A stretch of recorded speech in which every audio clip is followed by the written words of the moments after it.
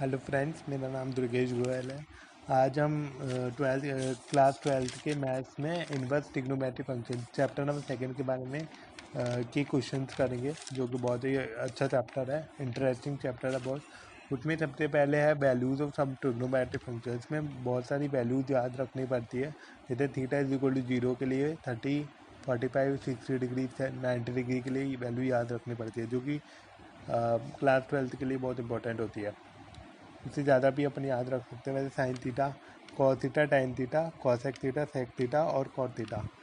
इसमें बस इतना होता है कि साइन थीटा, कॉस थीटा और टैन थीटा की वैल्यू अपन याद रख सकते हैं। और उसके बाद जो फंक्शंस होते हैं कॉसेक थीटा, सेक थीटा और कॉट थीटा, इनकी जो वैल्यू होगी वो सिर्फ उल्टा होगी। जैसे साइन थीटा की जो वैल्यू, जो कॉसेक थीटा की जो वैल्यू है, वो साइन थीटा की वैल्यू के उल्टी होगी, अपोजिट होगी। सेक थीटा की वैल्यू जो है वो कॉस थीटा की वैल्यू के अपोजिट होगी। ऐसे ही कॉट थीटा की भी जो वैल्यू है वो टैन थीटा के अपोजिट होगी।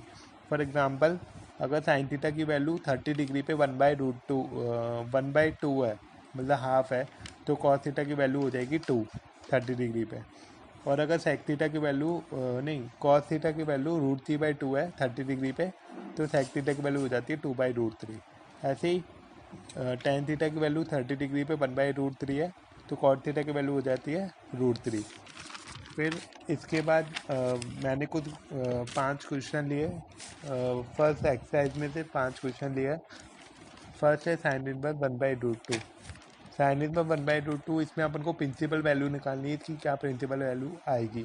तो इसमें क्या होता है, अपन को पता है साइन इनवर्स साइन π/4 होता है। अपन को पता होता है कि साइन इनवर्स जो साइन थीटा जो होता है वो थीटा के बराबर होता है।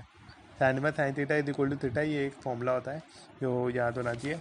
और इसमें थीटा की वैल्यू π/4 है, तो इसमें अपन बोल सकते हैं साइन इनवर्स 1/√2 की वैल्यू π/4 आएगी, जो कि इसकी प्रिंसिपल वैल्यू है।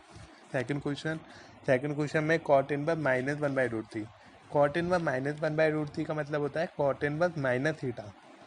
अंदर वाले को थीटा ले लेते हैं, तो माइनस का थीटा हो गया। Cot inverse minus theta is equal to minus का कॉट थीटा। तो माइनस को बाहर लिया, माइनस कॉट π/3 हो गया। तो कॉट π/3 क्या होता है, 1/√3 होता है। तो कॉट π/3 की वैल्यू नेगेटिव है, तो नेगेटिव को अपन पाई में से माइनस कर देते हैं। नेगेटिव आ रहा है मतलब पाई में से अंदर माइनस करना है, नेगेटिव को हटा देंगे, मतलब कॉट पाई माइनस π/3 हो गया, तो कॉट 2π/3 आ गया। और कॉट थीटा की वैल्यू जो होती है वो 0 से पाई के बीच में होती है, और 2π/3 इन दोनों के बीच में आ रहा है।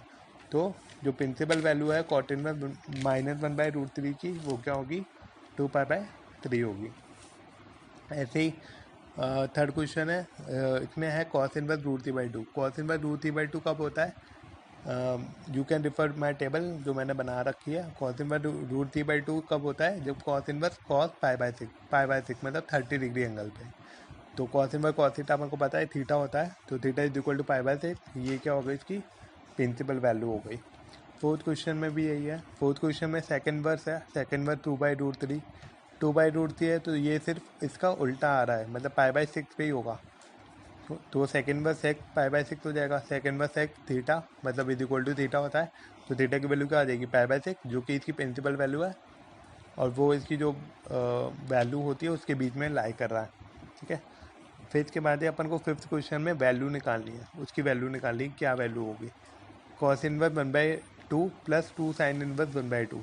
इसमें पहला क्वेश्चन ये है, cos inverse 1/2 plus 2 sine inverse 1/2, इसकी वैल्यू निकालनी है। तो कैसे निकालेंगे, कॉस इनवर्स कॉस π/3 हो जाएगी, कॉस π/3 प्लस 2 साइन इनवर्स 1/2 कब होता है, साइन π/6 पे, साइन 30 पे, साइन π/6 होगा। ठीक है।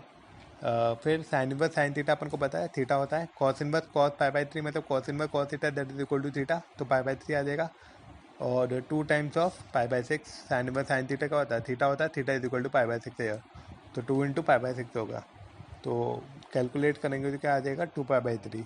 एंड अपन का जो वैल्यू आएगी पूरी इक्वेशन की, जो क्वेश्चन की जो वैल्यू है वो क्या आएगी, 2π/3।